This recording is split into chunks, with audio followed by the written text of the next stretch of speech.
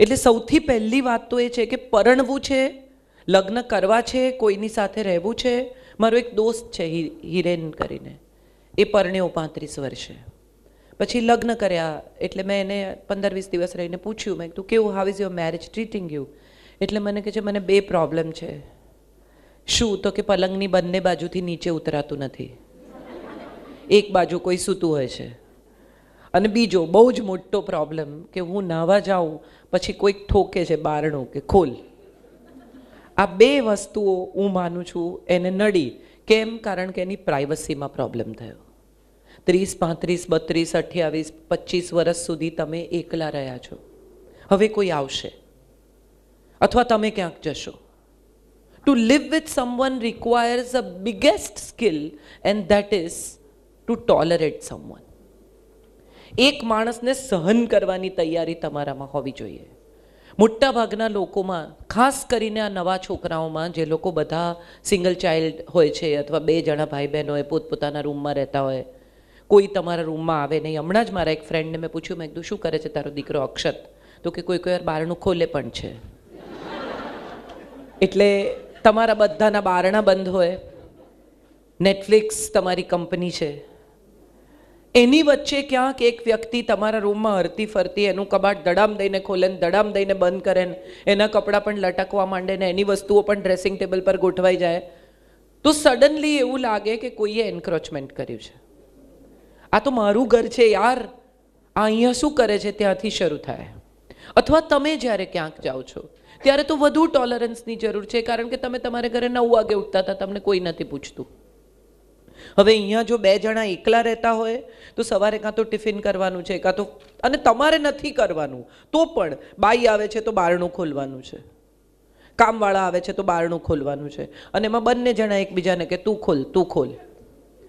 મજા એ છે, મને એવું લાગે છે, જે થોડીક વસ્તુઓ મારે તમારી સાથે શેર કરવી છે. હમણાં મારા લગ્નને 25 વર્ષ પૂરા થયા, એટલે મારા હસબન્ડને મેં સવારે કહ્યું, મેં તું મને ગિફ્ટ જોઈએ, આટલા વર્ષમાં તે મને કંઈ આપ્યું નથી, મને ગિફ્ટ જોઈએ છે.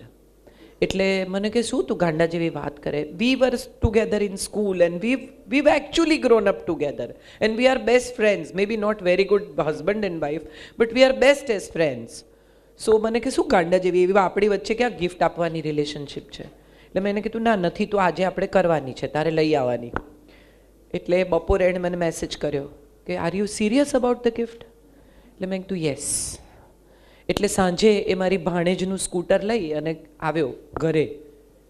એટલે પછી ડાયમંડની વીંટી આપી. એટલે મેં એને કીધું કે કેમ તારી ગાડી ક્યાં ગઈ? તો કે ગાડી વેચીને તો આ લીધી. એટલે મારી ભાણેજે મને પૂછ્યું કે હે મામી તમને ગમી વીંટી?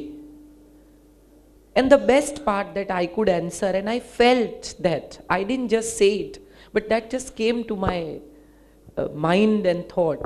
મેં મારી ભાણેજને કહ્યું, મેં કીધું વીંટી કેવી છે ને એ બિલકુલ નકામી ચીજ છે, એને 25 વર્ષે મારી આંગળીનું માપ યાદ છે ને મોટી વાત છે. મારે માટે બહુ ઇમ્પોર્ટન્ટ, મારે તમારા લોકો સાથે જે શેર કરવું છે ને એ કરવું છે. કેટલા બધા છોકરાઓ તમારી ઉંમરના પરણવા તૈયાર નથી.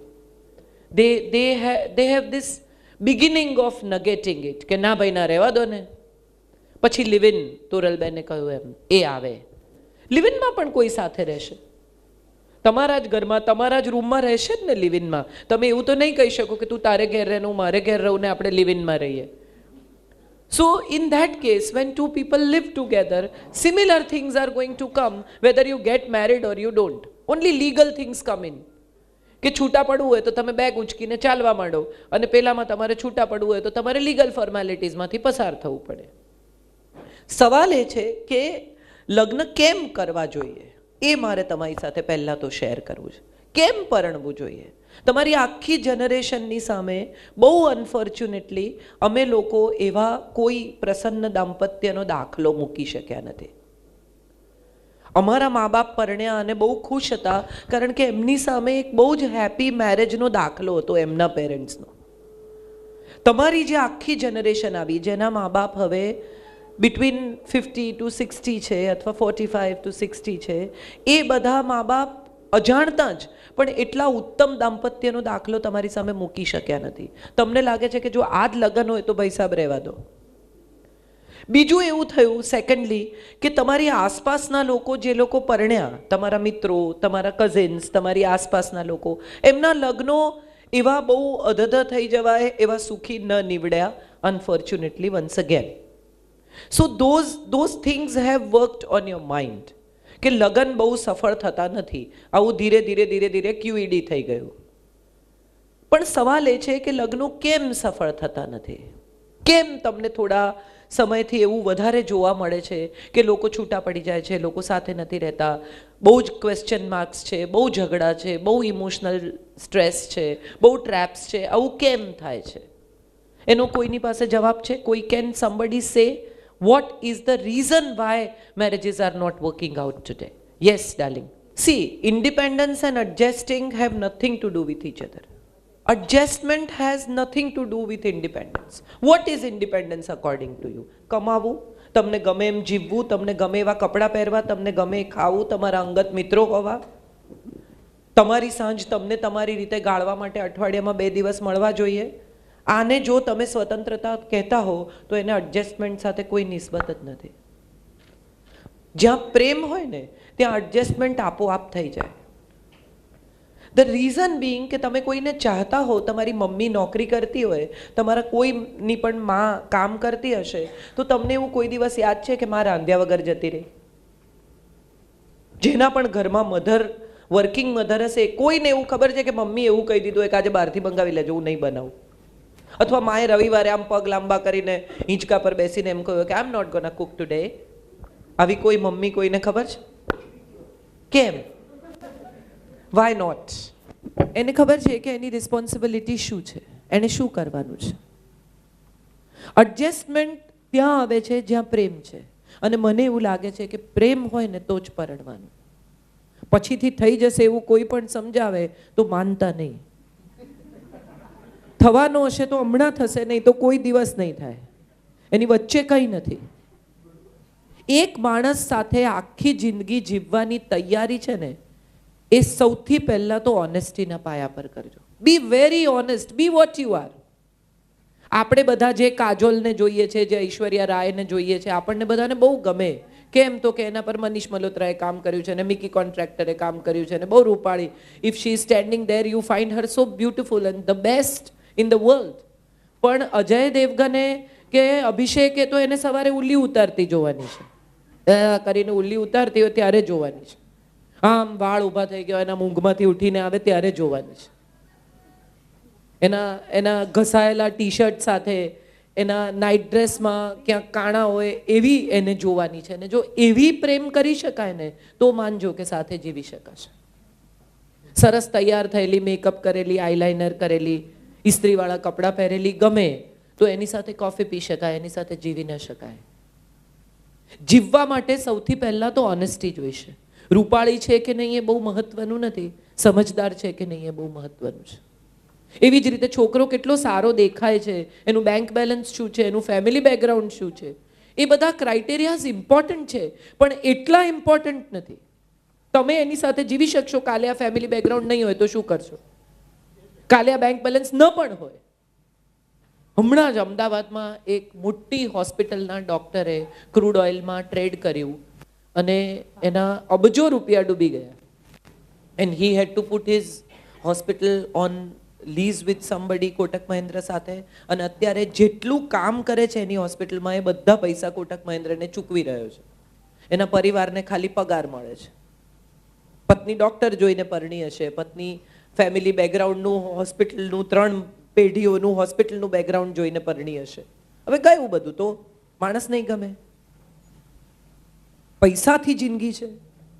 તો મારે એક સાદો સવાલ પૂછવો છે કે તમારી પાસે બહુ પૈસા છે, તમે એવા છોકરાને કદાચ આકાશ લોકા સાથે એન્ગેજમેન્ટ તોડી નાખે અને તમારી સાથે કરે, પછી પહેલો સવાલ કે તમારી તિજોરીમાં કેટલા કેશ, કેટલા ડાયમંડ્સ, કેટલા પૈસા છે, તમારો બેડરૂમ અદ્ભુત છે, આખો બંગલો હમણાં તો આપ્યો પેલી ઈશાને, પિરામલે, એ બધાની સાથે તમારા બેડરૂમમાં તમે જે મિનિટે પ્રવેશો છો એ મિનિટે તમારી પાસે જેટલા પૈસા છે બધા ખર્ચીને ઊંઘ ખરીદી શકશો? 2 કલાકની ઊંઘ ખરીદી શકે છે કોઈ? હા કે ના? સારામાં સારું ખાવાનું બન્યું હોય, 5 શેફ હોય તમારા ઘરમાં, અને 5 શેફ તમારે આમ ઊભા હોય અને તમારા માટે તમે કોઈ કરવા તૈયાર હોય, તમે ભૂખ ખરીદી શકો છો? અને ત્રીજો સાદો સૌથી છેલ્લો સવાલ, અહીંયા બહાર મિલેનિયમ ક્લબની બહાર એક માણસ બેસી અને રડતો હોય તો એને કેટલા લોકો પૂછવા જાય કે ભાઈ શું થયું, પૈસા પડી ગયા, એક્સિડન્ટ થયો કે બીજો પ્રશ્ન થયો, તને કંઈ હેલ્પ કરીએ? અને એકલો રડતો હસતો હોય તો? એક માણસ એકલો બેસીને હસતો હોય, કેટલી વાર સુધી એ હસી શકે? થોડી વારમાં એમ્બ્યુલન્સ આવે કે એકલો હસે છે. સાદી બેસિક જિંદગીના પાયાની વાત એ છે કે હસવા માટે, સુખી થવા માટે, મજા કરવા માટે જોડે એક જણ જોઈશે. એકલા મજા નહીં કરી શકાય. અત્યારે બહુ મજા આવે. કેટલા બધા લોકો એવું કે મારે તો કોઈની જરૂર નથી, હું તો એકલો ટ્રાવેલ કરું છું, હું તો એકલી ટ્રાવેલ કરું છું, મને તો ઉલટાના માણસો ગમતા જ નથી. ઇન્ટરેસ્ટિંગ છે આ ફેક્ટ. મેં પણ આવું કહ્યું છે મારી જિંદગીમાં. મેં સંજયને પૂછેલું, મારા હસબન્ડને, તારે પરણવું શું કામ છે મારી જોડે? આજથી 25 વર્ષ પહેલા અમે એ જ ઘરમાં સાથે રહેતા હતા જે ઘરમાં અમે પરણ્યા.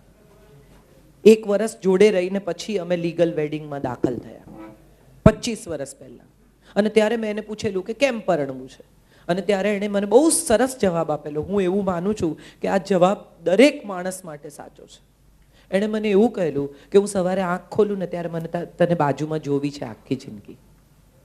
આ બહુ બહુ સરસ જવાબ છે જિંદગીનો. આજે નહીં, આવનારા 25, 30, 35, 40 વર્ષ સુધી એક માણસ તમારી બાજુમાં સૂતો છે અને સૂતી છે, અને તમારે આંખ ખુલે ત્યારે કોઈક તો છે કે જે તમારી રાહ જોઈ રહ્યું છે. ઘર અંદરથી કોઈ ખોલે છે, તમારે કાયમ ચાવીથી બહારથી નથી ખોલવાનું. કમ્પેનિયનશિપ is what marriage is all about. I don't think it's a project. I don't think it's something that is taught to you all these years. છોકરી જો સમજ શું કરે. તમને એક છોકરી એમ કહે કે હું તો નોનવેજ નથી ખાતી, અને તમને જિંદગીના 10 વર્ષ સુધી ખબર ના પડે કે એ એની બેનપણીઓ સાથે બહાર જઈને નોનવેજ ખાઈ આવે છે. પણ એ 10 વર્ષ દરમિયાન તમારી ને એની રિલેશનશિપ એટલી અદ્ભુત છે. You have been the best of the friends. You have loved each other. You have lived with each other so happily. She has taken care of your family. So do you think this one thing that she has not told you will create a problem in life? એને ઘરમાં કોઈ દિવસ લાવીને નથી ખાધું, એને બહાર કોઈની સાથે ખાધું છે, એને ભાવે છે, એ ખાય છે, એને તમને નથી કીધું. કેટલા લોકોને લાગે છે કે એનાથી પ્રોબ્લેમ થાય?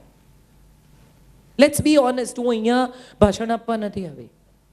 કેટલા લોકોને લાગે છે કે આવી 10 વર્ષની સરસ રિલેશનશિપ પછી તમને આવી એક નાની ફેક્ટ ખબર પડે તો પ્રોબ્લેમ થાય? Very good. I am very glad કે તમે લોકો રાઈટ જગ્યાએ રાઈટ કામ કરવા આવ્યા છો. નાની નાની વસ્તુઓ જિંદગીમાં જરાય મહત્વની નથી. આપણા બધાનો પ્રોબ્લેમ એ છે કે આપણે એટલી નાની વસ્તુને એટલી મોટી કરીએ છીએ કે સમય જતાં આપણને ખબર જ નથી પડતી કે પ્રેમની આગળ એ નાની વસ્તુ એટલી મોટી થઈ ગઈ.